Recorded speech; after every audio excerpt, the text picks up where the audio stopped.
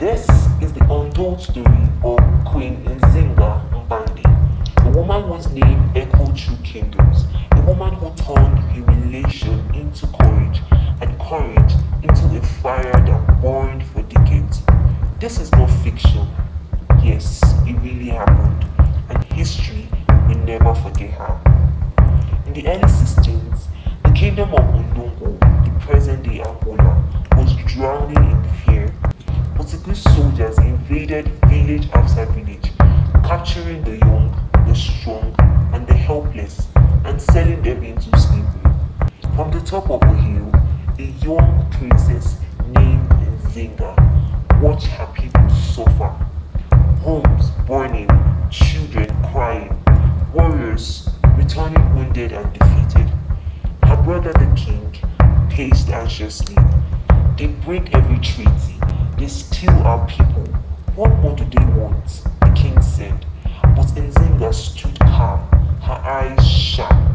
They want everything, brother, and they will take it unless we learn to stand like a storm, Nzinga said. In 1622, Nzinga was sent to negotiate peace with the Portuguese. The meeting hall was cold, unfriendly, and designed to intimidate. They offered her no chair, but only a rug on the floor, a sign that saw her as a subordinate. Nzinga looked at the rug and smiled. She gently snapped her fingers, and one of her servants knelt down.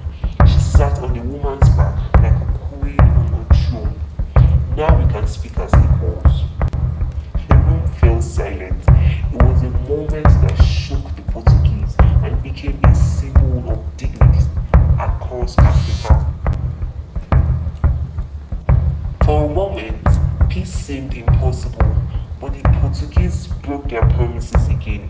They invaded deeper, took more captives, destroyed more villages.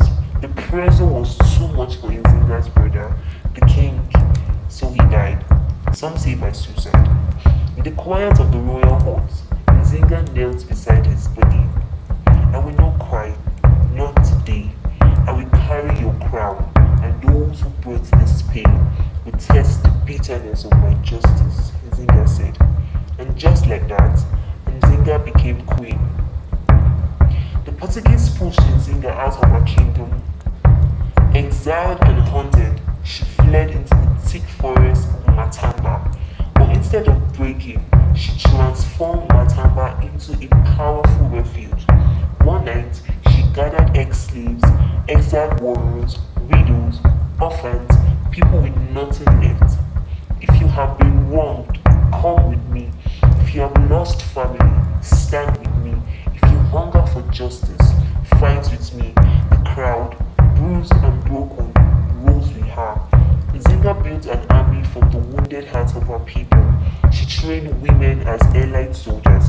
She turned runaways into fierce warriors. She created a nation built on resistance. And then Nzinga struck back. Her warriors ambushed slave caravans at dawn. They cut chains, freed captives, destroyed Portuguese outposts. Nzinga led from the front, spear in hand, feathers in her hair, riding like the wind.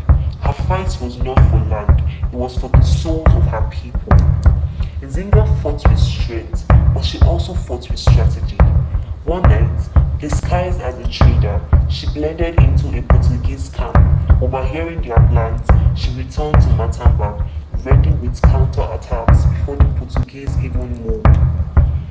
How does she always know? A Portuguese commander said. She formed alliances with rival tribes, forged new trade networks, and built a spy system that made her enemies restless. Yes, she was a queen, and she was also a general, and a strategist far ahead of her time. For more than 30 years, Nzinga fought without surrender, through hunger, war, betrayals, and even assassination attempts. Even in her 60s, she rode with her troops. She negotiated treaties. She protected thousands who had nowhere else to go. She refused to kneel and she refused to break. And so ends the untold story of Queen Nzinga Mbande, the woman who turned sorrow into strength.